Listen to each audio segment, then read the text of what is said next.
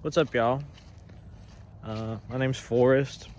I'm an anime shop owner in Stone Mountain, Georgia, which is like the east side of Atlanta. I'm just going on a walk today and wanted to talk about starting an anime business because I looked all over YouTube and really didn't see anything for myself. And it would have been nice to have something. But now I'm 2 years into doing like anime retail, and it's my full-time gig. It's been my full-time gig for a year. And just wanted to maybe talk about it and bring to light some of, the different aspects of it. So I guess to start, you gotta have, if you want to start an anime business, if you want to sell, figures, manga, physical media, DVDs, Blu-rays, whatever, Funkos, just cosplay wares, plushies, wall art, decorations, anything like. The first question you've got to ask yourself is is the community there where you live? I imagine up in Alaska where it's dark for half the year, or for winter, there might not be a big anime community in a place like that. Maybe there is, I don't know. But you really got to have that community wherever you go. And I started in the countryside in North Georgia, like up in the mountains. So I don't know if you can tell by my accent, but it's really hillbillyville where I'm at and where I live. But I knew that there were people around me who were starving for something different, and that's how I felt. So I felt like, okay, I'll provide this service. That's ultimately what a business is it provides a service. So I looked around and, said, where's the anime stores? There are none. I'm going to do this myself. So, sorry, I'm walking up a hill and I'm out of shape. So look around, ask yourself, are there people who like anime? Like, do you know people who like anime? Could this work? And for me, there wasn't a lot of evidence that there was much of a market in my hometown. But I know that there's, cities nearby. And anime's as big as it's ever been. I've been watching anime since before it was called anime. And I even studied Japanese growing up because I was homeschooled. And, I took a little bit of Spanish and didn't care for it. So I ended up taking Japanese classes through a program called irasshai. Like irasshai, which is like welcome. That's what a lot of people will like stand outside of their stores in Japan, and they'll have someone a greeter saying irasshai masai.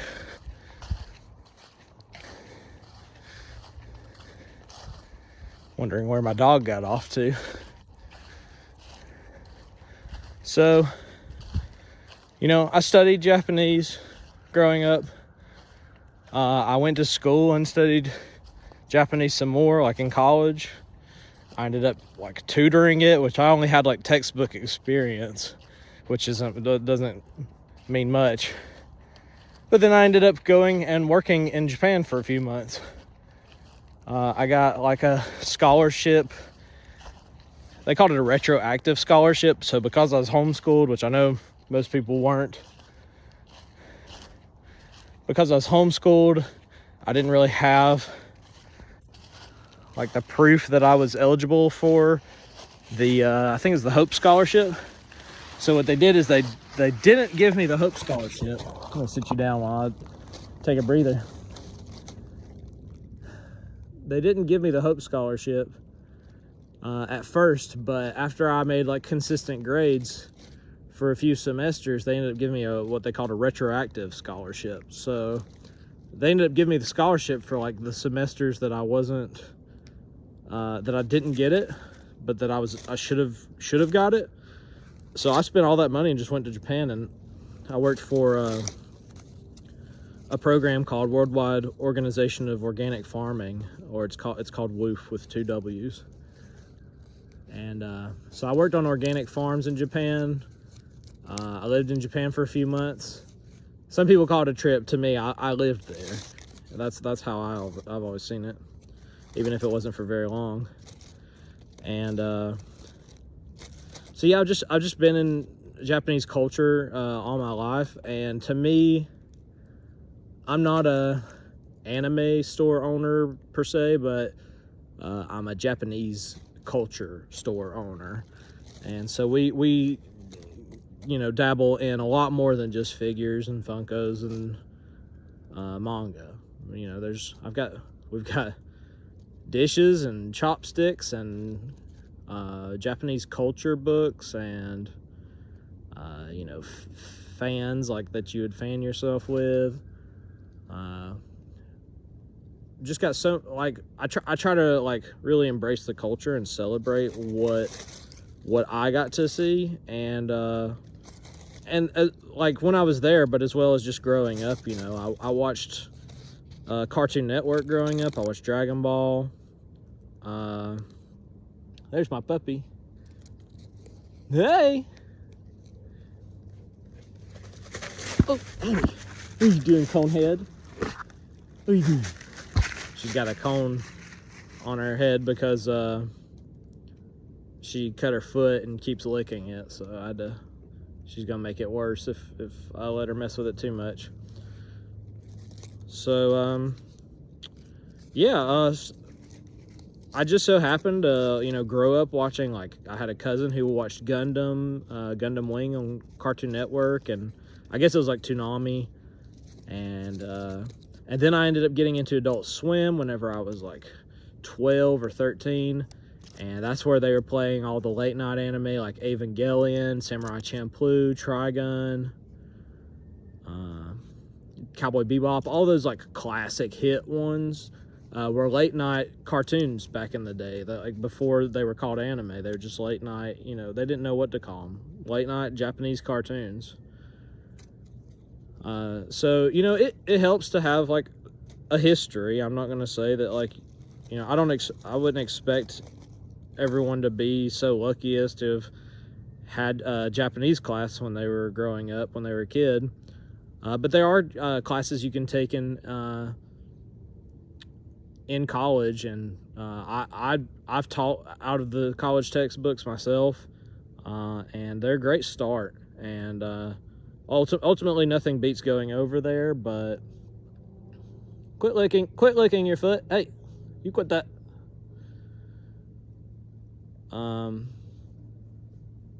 Yeah. So, well, anyways, that's a little bit about me. But yeah, I don't really like necessarily consider my store an anime store, but it's more of like a Japanese culture celebration.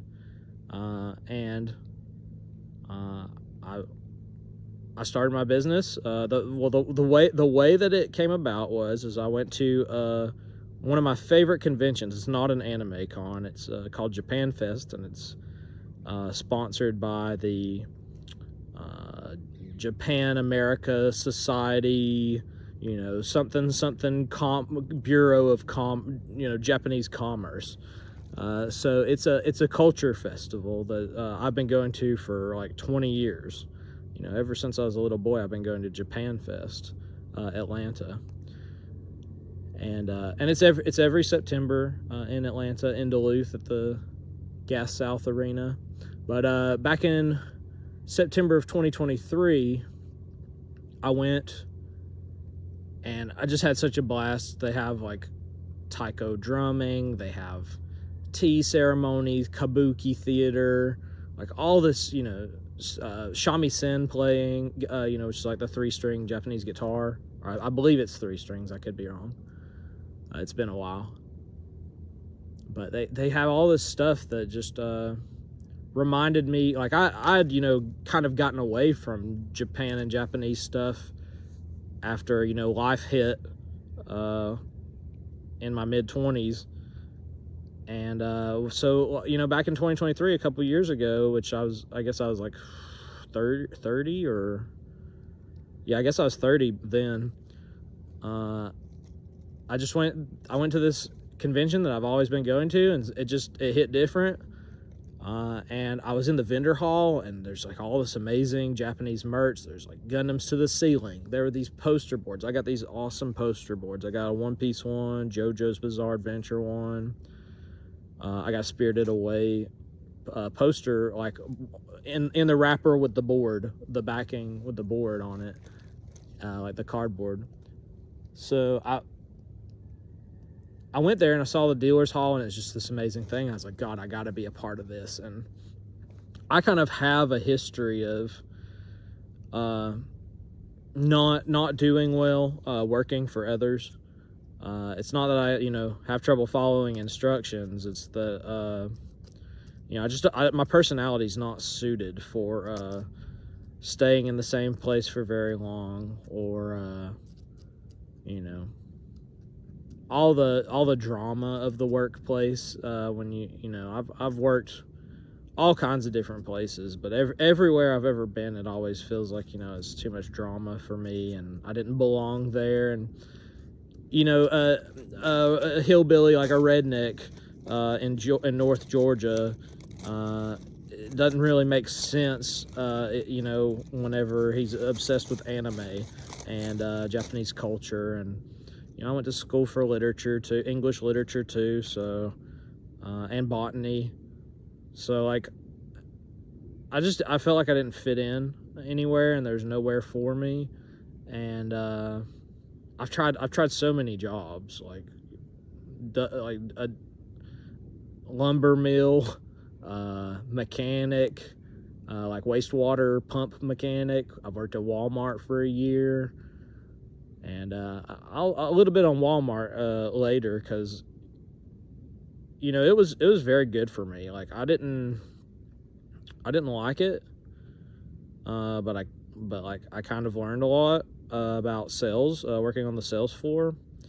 And for whatever reason, it was like my kind of people, as far as like what I was comfortable around, because I've always grown up with like around these like country people. But so I was doing sales and stuff, but there's drama and policies and all this irritating bureaucracy and BS and bullcrap that I just couldn't stand. And eventually I got so desperate that I started my business. So I went to the Japan Fest in 2023. I said, man, I want to do this. And I was working at Walmart at the time. I'd already been there for almost a year, maybe like 8 months. And so I decided, well, you know what, I'm gonna do like some local markets in my town and see what happens. Like we live in the countryside, but like I said, there's where I'm at, people are starving for something different. I can't speak to anybody else's situation, but I just knew there'd be like somebody who would appreciate it if there was just something unique up here in the countryside. So I bought a canopy. You know what? Well, hold on. I'm getting ahead of myself. Before buying any equipment or anything, let me tell you the first thing that you do. This is business beginner's advice number 1. File for start you an LLC, limited liability company, and you can do it. You don't have to pay a lawyer or hire an expert or anything. There's all kinds of like scams and stuff where people will fill out the paperwork for you. You want to come over here? Hey, Goober. there's all kinds of like basically scams where people will do the paperwork for you and charge you like $600 to file your LLC. You can start an LLC by yourself in like less than an hour, and all you got to do is go online and fill out some forms and pay a fee. It's like there's like a one-time fee of $150, and this is, you pay it to the government, I believe, and then you have to pay like $50 a year from then on. So I pay like $50 a year to have my business, basically, and to have a business in my name. And I had to think about like, what I was going to call the business. So many people just kind of pick something, but I really wanted this all to be like, I wanted to do something meaningful to me. So I really I thought hard about it, and I wanted something that like made a statement, and it's not like Georgia anime or whatever, North Georgia anime. I've thought back to my host family that I stayed with. They were so gracious and kind to me, beyond what I deserved, when I was living in Japan. And I stayed with multiple host families, but there was this one that I stayed with for like 4 weeks, or a month, I guess you could say. And their name, the family name was Iisaka, and my host father, his name was Makoto Iisaka. So I kind of played around with some different things, and I was like, oh, I want to do something like I want to call it like something station, like not necessarily like a train station, but just like something like, this is the place you go for everything, and it's kind of a portal to, gateway to another world kind of thing. So I ended up naming my business Iisaka Station. That's how it came about. I named it like in honor of my host family, which were so good to me in Japan, in my time in Japan. And it's been so long since I went there, and since I last talked to them, like, it was all very overwhelming, and I took in a lot, and there's a lot of culture shock, and I felt like my Japanese wasn't good enough, and even though it's probably better than a lot of people's, but it's I wasn't fluent by any means, having like studied and been a Japanese tutor at college. I only had like a textbook understanding when I went over there, and it's pretty rough, like the culture shock, and just being around a bunch of people that don't speak English, like. But anyways, those are stories for another time. So yeah, I picked a name that was like, it made sense to me, and I felt like this is something that I could stick with for a long time. This is something meaningful. There's something to it, and people are gonna understand it someday. So I picked my name, I filed for my LLC. I got a domain, which is like $15 a year or something like that. But basically, you get to pick like your www.whatever.com, and that's your domain. And then you can use various platforms. I actually use a platform that's free, so there's no affiliate links or anything. I'm not selling you anything. I'm not sponsored either. But I use this platform called Zoho, and they gave me my email address under my domain. So now my email address is forrest.reed@iisakastation.com, which is like, that's a good starting spot. That's better than anime dude 99 at gmail.com. So, which that wasn't my email, but just for example. So yeah, it's gonna give you when you start an LLC and you get your domain, you get your email. Whether you start a website or not, that's another thing, but and I can talk about that later. But it's going to give you that mindset of like, okay, this is official, and people are going to see me as something official. I'm going to have to, I've got a reputation that I got to look after, and I've got this brand, and this this brand is me, and I'm this brand. Then this name is mine. You know, my name is this brand's name. I don't know if I mix words, but I think you probably get the point. So yeah, it's gonna give you kind of that mindset of that's official, but also that authority of that you're like a trustworthy source, or you're reliable. And that's going to be a step whenever you're going to look into distribution or just applying to be a vendor at shows. You know, like if I was applying to go to Anime Weekend Atlanta, which is one of our huge conventions that's coming up this December, before the weekend before Christmas, if I want to apply to Anime Weekend Atlanta as a vendor and pay these premium fees and stuff, you know, I can't tell them like, oh, and you can reach me at animedude99@gmail.com. You know, they want to be able to trust you. And you know, if you have a website, that's like your resume kind of. So a lot of vendor applications for big conventions are going to require you to, well, they're not going to require you necessarily, but they're going to want to see whether you know, you've got a website, and you know, they want to know, like, maybe they would be, I can't put myself in the shoes of somebody who's on like a committee choosing like what vendors we're going to have at the show, but I'd imagine they could click the link, they could copy paste the link, just see, you know, check the social media, see what's going on. And that's another thing, making social media for your business. But you know, if it were me, I would check the website. I'd go to the About Us page. I would scroll through the product selection, and you know, if at the bottom there's like a shipping policy and a return policy, like, I know that this person's legit. You know, I can like this person means business. You know, that's what you want when you're looking to have, you know, bring on vendors at a dealer's hall, at a convention. You want people you can trust, and you want serious people. You don't want any funny business. You don't want some guy coming in there and throwing a fit. I've seen that.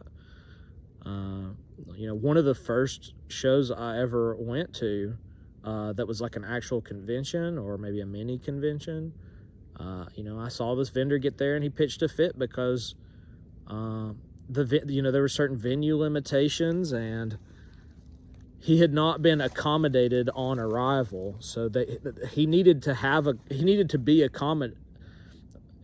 accommodating, but rather than, you know, being polite and killing everybody with kindness, which would have resulted in him, you know, having, you know, people could have readjusted some things. He could have got a table in a different area. He kind of, you know, I don't even think they had a table and chairs for him when he showed up, and he was pissed. So, you know, I know he could have made some sales that weekend, but instead he got kicked out for being an a-hole. So, yeah, I mean, you don't want funny business when you're an organizer, and you know your butt's on the line if anything goes sideways. So starting an LLC, getting your domain, your little professional email. I told you could use Zoho mail service. I actually created like 2 different business emails on there, and they're linked to my domain.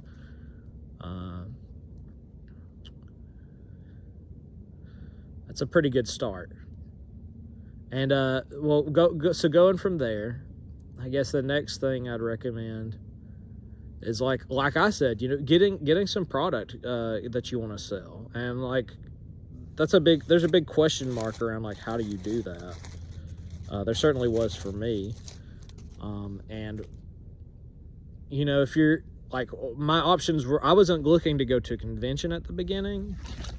I was looking at going to my local markets. So, you know, there might be a market at the square or downtown or at a music venue, or What else? Market, downtown, music venue. Maybe there's like a farmer's market, but they're not too like strict about the requirements.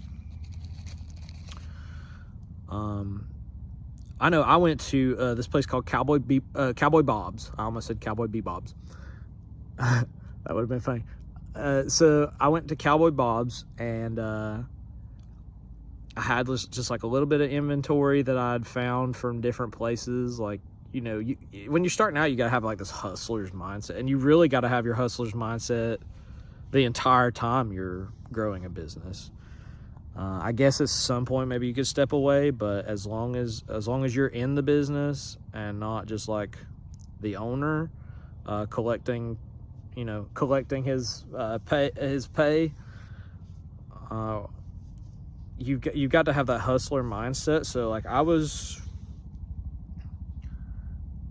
found used manga. You can find it all kinds of places. You can find used manga on eBay.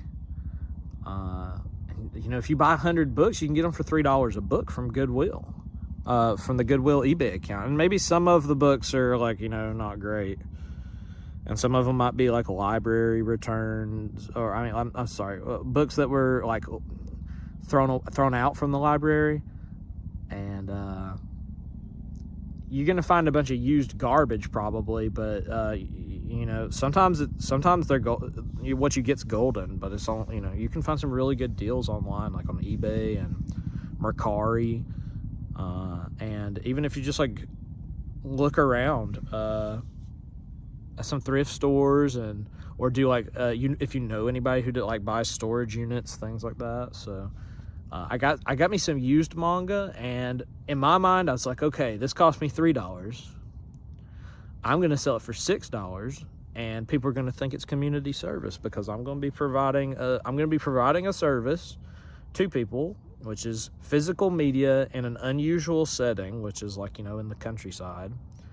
But Japanese, like manga, physical media, in an unusual setting, at a significant discount than what you would get at like a big box store, like I don't know if that's the right term, but big Barnes and Noble, or any of those things. So the book might have had a $10 tag on it, or how it's printed on the back cover, it might have had a $10 tag, but I was selling it for $6, and I was still gonna theoretically double my money if I sold it. That's not counting expenses and all that. So I did that. I looked into distribution. Like, I was like, I want some Gundam models. You can't be if you've ever been to Japan, like, Gundams are big, and you gotta have you some Gundams, or you're not a legitimate like Japanese like collectibles store or toy store, or what have you. So I looked around for distribution for Gundams, and it turned out, like, you dig around, you're going to like reach out to the big people first and find out that, they're not going to work with you, but they're going to forward you to some like smaller distributors, and maybe like their pricing is a little bit higher than if you were Big Fish. That's one thing that you'd learn as a business owner, is the bigger you get, the cheaper it is, because you can order, quantities and larger quantities and all that, and have better connections. But it's actually like more expensive to have a retail business in the beginning, for sure. And so you gotta do all kinds of like weird stuff. You gotta have that hustle mindset of like, I'm gonna go and like I'm gonna flip these manga. Maybe I'm gonna find a good deal here, and then I'm gonna mark the price up and see if any fish bite. And you might be surprised. Like how many things you can get. Just kind of like maybe you could go to a local store that sells Asian goods, or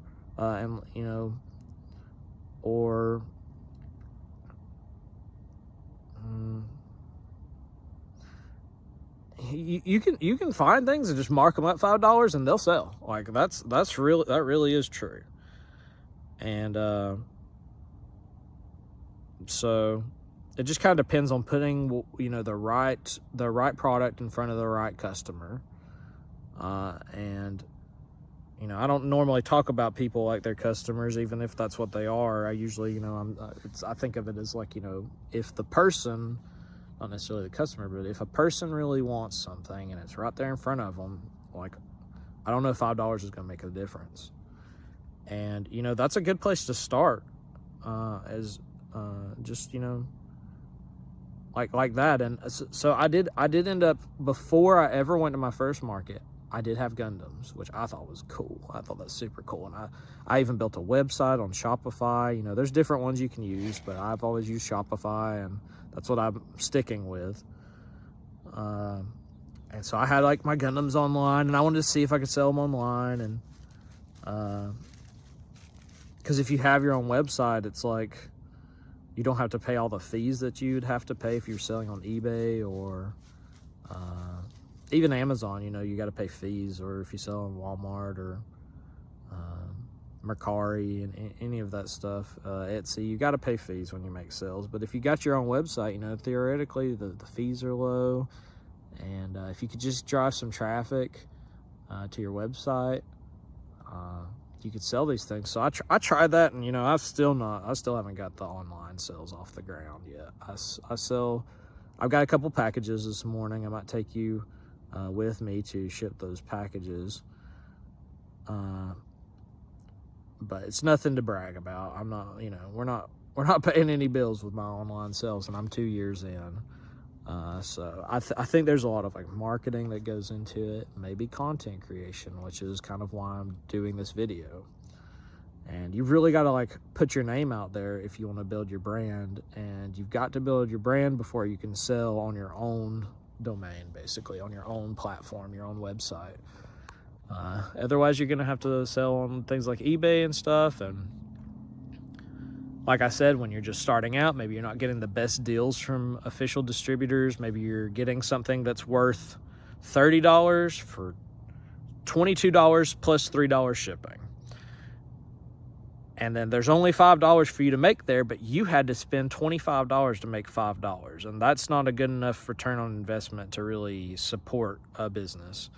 You know, whenever I'm friends with a lot of people who sell cards like TCGs, and you know, when you put $400 into something hoping to sell it at $500, and then maybe there's a huge like print run, or even with model kits, maybe there's just like a huge run of that model kit and there's just no shortage of supply, like the going price is going to be almost what you paid for it wholesale.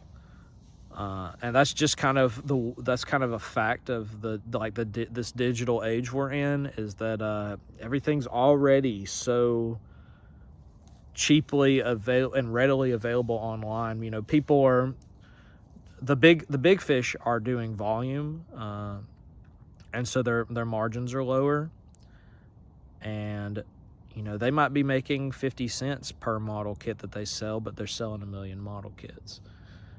That's exaggerated numbers probably for anyone with model kits, but you get the idea. So, you know, the big fish are doing volume, and they're getting it cheaper. They're getting the product much cheaper than I am, even because they're buying, you know, pallets of this stuff instead of a case or a half a case or whatever. But what I was saying about with TCG vendors that I know, you know, if you buy something for $400 and the market price is $500, and there's you know, for whatever reason it drops, maybe the market price drops $70 or something, so it costs you $400, you're gonna make maybe $20 profit, and that's before you count expenses like food, gas, rent, vendor fees, whatever. You know, it's very easy if your margins are too low, like and with model kits it is that way. It's very easy where, you know, you start out and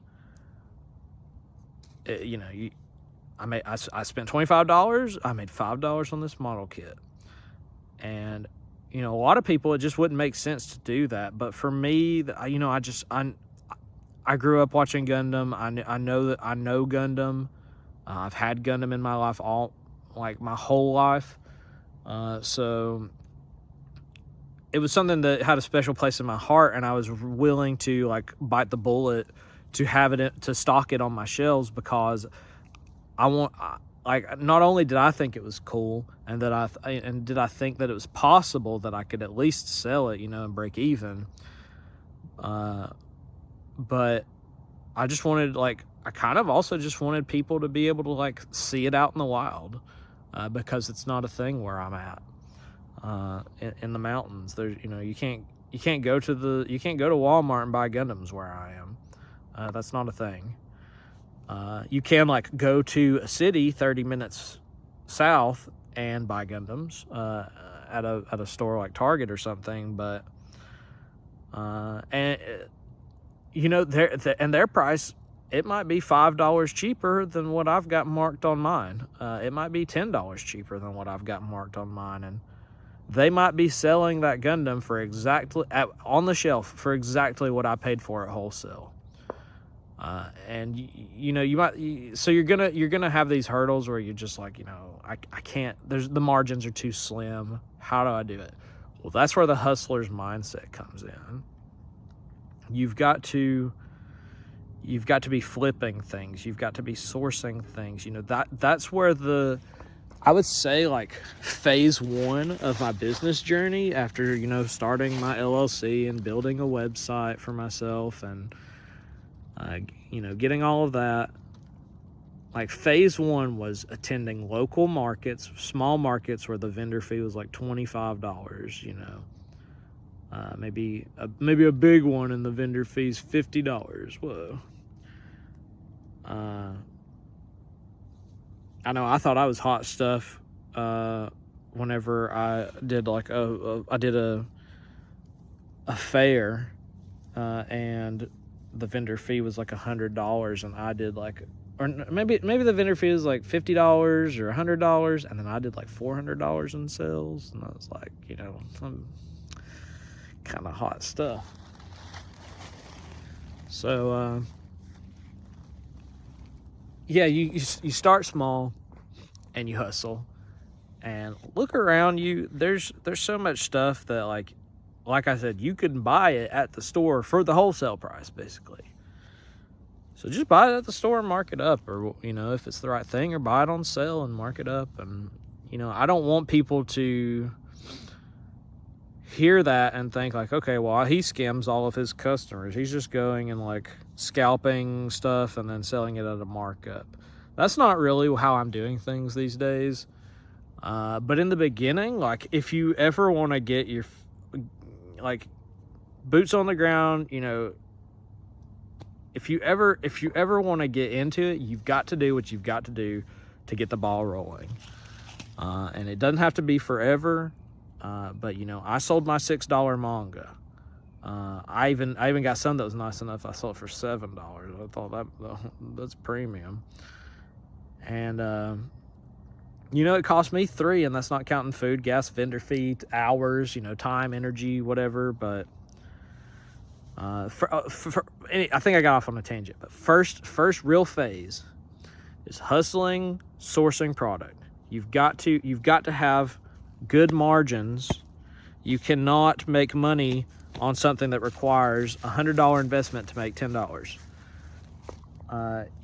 You can't run a business with that kind of return on investment, those kinds of small margins. So you've got to find things that you can double your money on, triple your money on, and that's going to be your bread and butter, especially in the beginning. As you grow, you can only double your money instead of tripling and quadrupling your money. And then at the end of the day, after all the expenses, like I said, food, gas, rent, time, energy, hired help, whatever, car maintenance, if you gotta have something, maybe you gotta rent a U-Haul to go somewhere at the beginning or something, all of those expenses add up. And I'll be honest, I was working at Walmart for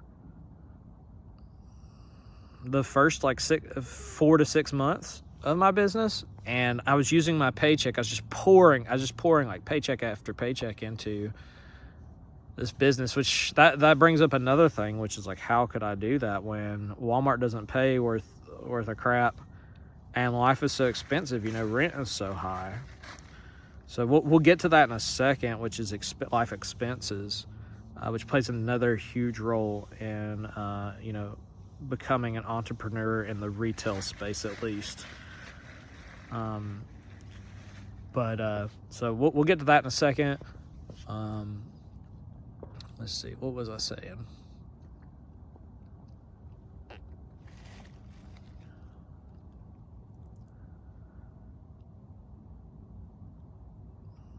You got to have those good margins. 20 and 30% is not going to do it.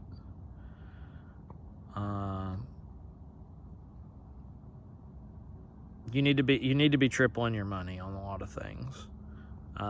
And you might say, like, how can I do that if the figure or the model kit or whatever it is I'm looking at, if it's $25 and I got to sell it for $30, how am I going to do that? Well, if you're like me and you just want to have the Gundams on the shelf because they're cool as shit and you're going to bite the bullet, mark them up $5, mark them up $10. You're starting out, you got to do what you got to do. You're not holding a gun up to anybody's head, forcing them to pay the price that you've got on there. It is what it is in the beginning. And you're going to see, like, as you grow your business, you're going to see that it remains, it is what it is, remains to be, the motto. Now for the expenses, I guess I'm going to wrap this video up. For expenses, some people got a mortgage, some people got kids, some people like to live a certain lifestyle, and just about everyone pays rent and insurance and phone payments and utilities and everything, and you kind of got to find your way, which that's not good advice, but it kind of is. That's my sage advice, is you got to find your way to reduce your expenses. So for me, I have a setting in a situation where like I had in my life, it felt like I just kept failing. I would like move out, try to leave the nest of my parents' house. I'd move out, I'd go go to school, get a job, whatever. I'd fail, I'd come back home with my tail between my legs, and then I'd go back out, and I had like a partner in the past. I'm talking about in the past. I had like a partner, and like we moved in together, and this was supposed to be my life. We've started this life. We're going to continue this life. This is where we're going. We're going to have a family. We're going to, have careers, whatever. And for whatever reason, next thing I know, I'm single again, and things just didn't work out, and I have to come back home with my tails between my legs again, because I'm a damn failure. So for me, I kept failing and kept failing and kept failing. And the last time I failed big, I came home, and my parents advised, like, they've got a little bit of land. They advised we buy a camper, and that was one of the best things for my business.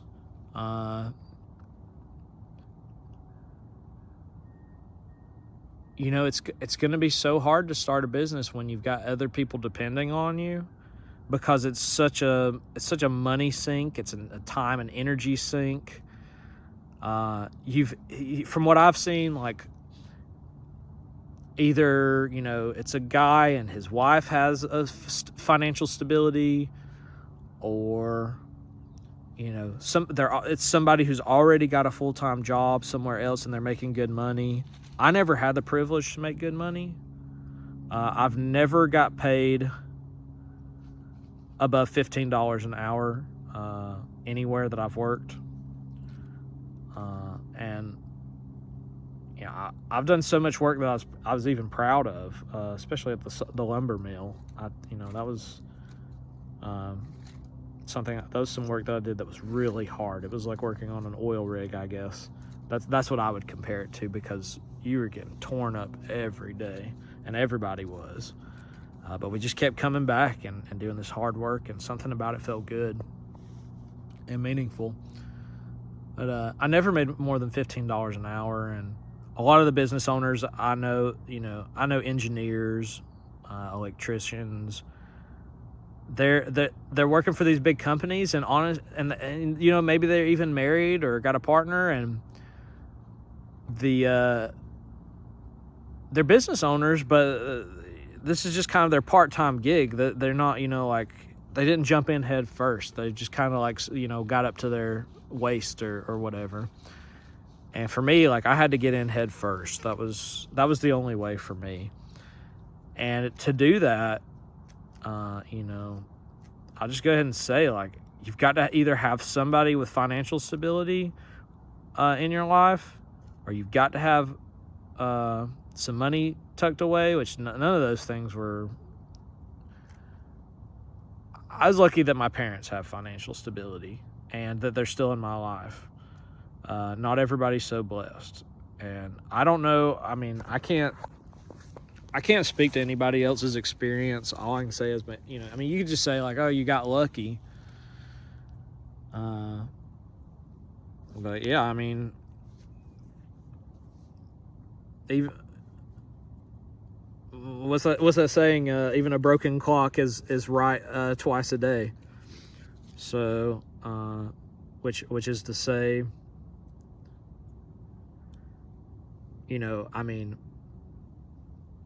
yeah, I got lucky because my parents have financial stability and they're still a part of my life, but also the only reason I'm here, and I got in this situation where I could live on their land rent free and all this, which that's a blessing of its own too. The only reason that this ever worked out for me is because I failed, and the reason I'm here is because I've failed. I can't say that enough. So, one man's misfortune is another man's luck, and sometimes your misfortune is your luck. And you just gotta, you gotta grab the opportunity when you see it. You gotta have the eyes, the vision, to be able to grasp opportunities when other people can't see them. Because I was really in a hole, and I'm like I said, I didn't even think about starting my own business until I was 30. So my entire 20s were spent failing, and nobody knew, what's going to happen to him. How is he going to, you hear, video, or you hear people talking about, it's okay to have a sporadic resume when you're in your 20s, but once you get up into your 40s, people want to see that you can hold a job for at least a few years, or they're going to dismiss you. And I wasn't on that path. I was not on the path to having that steady employment status. And I want a family. A lot of people do, but sometimes you got to be a provider if you want to have a family, especially if you're a guy. I'm not going to talk too much about anything that could be construed a certain way, but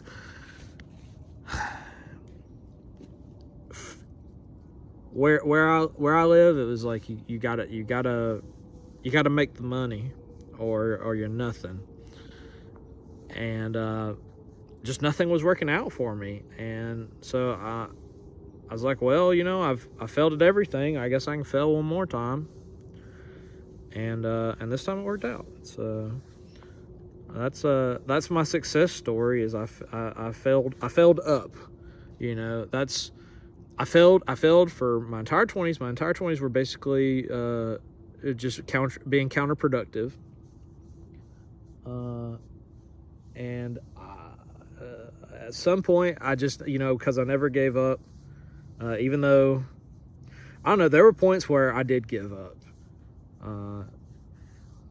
during my 20s, and I just didn't have maybe the right support system, or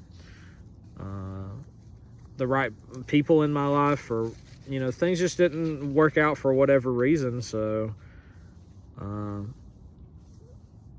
even though I ended up giving up many times, but I'm still here today. And like I said, if you fail enough times, that you're gonna make a skill out of it. Everybody talks about, if you play guitar for 10,000 hours, you'll be a master. Or if you do any like trade for 10,000 hours, you'll be an expert. Well, fail for 10 years, that's what I did. And I guess I became an expert at failure, and was able to see opportunity because of that. For my particular situation, I was able to embrace, like, okay, I have nothing. I have no savings. I have no house. I have no partner. I'm lucky I have a car. Basically, all I have is a car and family, and a roof over my head. And so I just started pouring all my damn money into this little hustle project. Because I never really tried to hustle in my life. I played in bands, and I was hustling back then, but the other guys in the bands weren't hustling. And I couldn't do it by myself. I couldn't, you can't be like a 4 or 5 man metal band by yourself. Maybe you can, but it just wasn't right for me. So, yeah, just never give up, which is like, that's the motto of all these anime that I grew up on, is like, like Naruto and stuff. It's like, never, ever give up. So, if you spend enough of your life being a failure, eventually you'll if you got a good attitude, at some point, if you got a good attitude, even if you didn't have a good attitude before, if you got a good attitude now, or you're going to have one going forward, well, let's not talk about going forward, but if you choose to have a good attitude every day, from now on, let's say,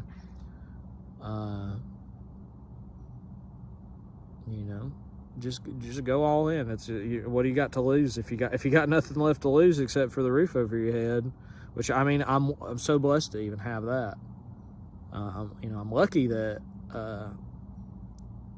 I'm not having to grow my food, and that's the only way I can eat. So yeah, just, I guess, be grateful, have a good attitude, and go out there and hustle. And these are some of the things that, I guess this was, if anything resonated with you about what I said, and you've never started a business before, you don't even know where to begin, just do it. That's what Nike says. And I support that message. Like, even if you don't have any money, like, let's say you barely have any money at all, okay?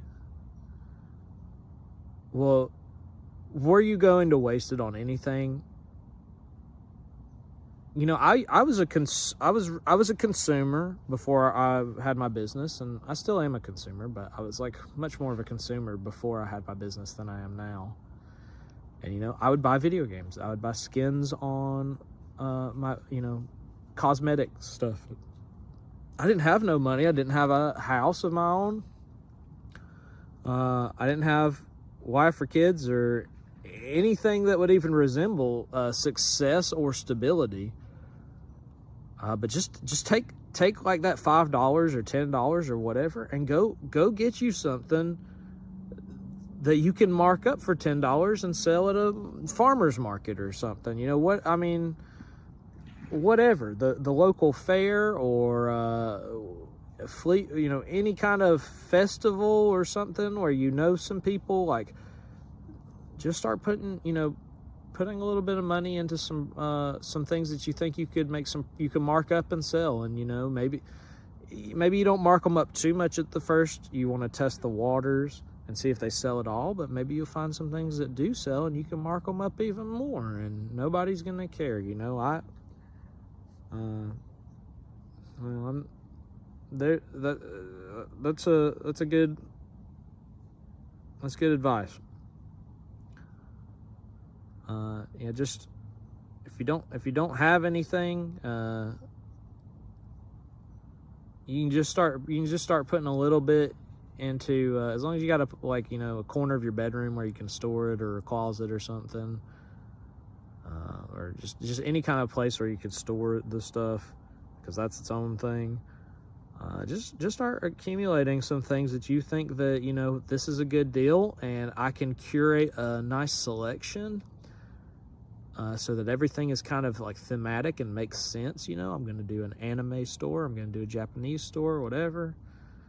Curate a selection, and people will buy your stuff. You know, even if you got it on sale at one place and then you mark it up $5 above whatever the regular price was before it went on sale, you can go out there and sell things, and you can start with very little.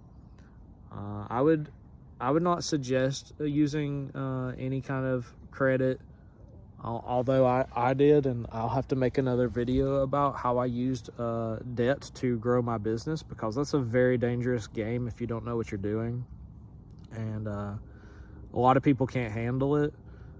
So that's definitely a topic for another video. But yeah, just maybe, you know, buy, like I said, buy a lot of manga. Not a lot, but buy what's called a lot. You know, go to some estate sales or something, or yard sales, or find somebody who can get you stuff at a good price. You know, someone who buys storage units or whatever. Get you some stuff that you can get at a good price, and just kind of hoard it until you got a nice selection you can, you know, curate. And presentation's important. So wherever you go, you know, just go pour your heart out, present things as good as you can. You know, if you go to a market, you're gonna need a couple tables. You're gonna need something to transport them. You're probably gonna want a chair. And if it's outdoors, you're gonna want a canopy, you know, to protect everything from the elements, and to just keep from getting burnt up in the sun and things like that. Depending on where you live. I can tell you, I got lucky, and for the first year of just doing all these like little markets and big markets, but not, you know, before I went to conventions, like anime themed conventions or collectibles themed conventions, because a lot of this, pretty much everything I've said today applies to whatever you're doing.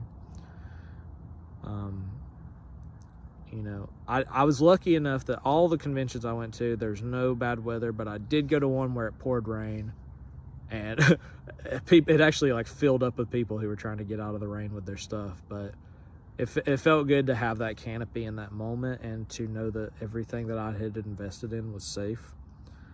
And of course, you know, if the weather's bad enough, it'll blow your canopy over and ruin everything. So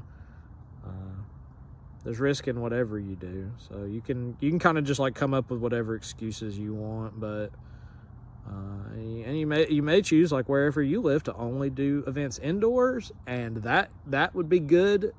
I would have done that from the very beginning if that had been an option for me. I don't go outside no more with all my product. I've just got, it's just too much risk. It's too much work. The weather is a pain in the butt. You know, you might end up cooking in your tent. But you know, go out and do what you got to do at the beginning. And I was doing outdoor events for a year, so you can too. But yeah, well, thanks for your time. It looks like we got wrapped all this up in an hour. So I hope you enjoyed the video. If you want, like and subscribe. And I'm gonna be going through a lot more stuff related to owning and running, operating an anime business. I've got so much to share with you guys, so just stick around. Thank you. And my name's Forrest.